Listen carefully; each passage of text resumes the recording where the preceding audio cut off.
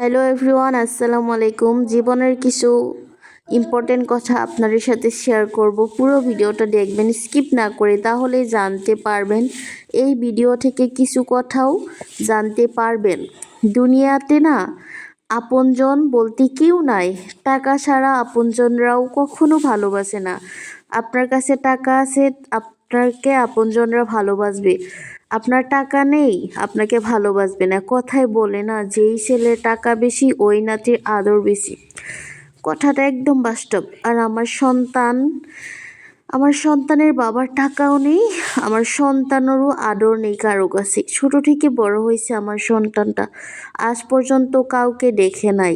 জানেন, মানুষ যেটাই করুক করুক, কখনো কাউকে খারাপ করি না। সবাইকে ভালো চোখে দেখি, ভালোভাবেই খেয়াল রাখি। তবু আমিই খারাপ, দিন শেষে আমিই খারাপ, সবার কাছে আমিই খারাপ হই জানেন।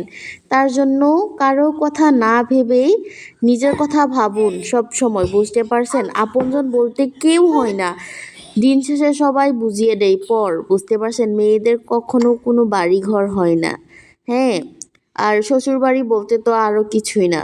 হ্যাঁ, এটা একদম সত্যি। একটা মানুষের কখন অনেক বড় বিপদ হয় জানেন? যখন একটা মেয়ের বাচ্চা হয় তখন যে কত ধরনের অসুবিধা হয়। ওই সময়টায় যদি কাউকে পাওয়া না যায়, তাহলে আপনি জানবেন যে আপনি অনেক ব্যর্থ, আপনার পাশে কেউ ছিল না।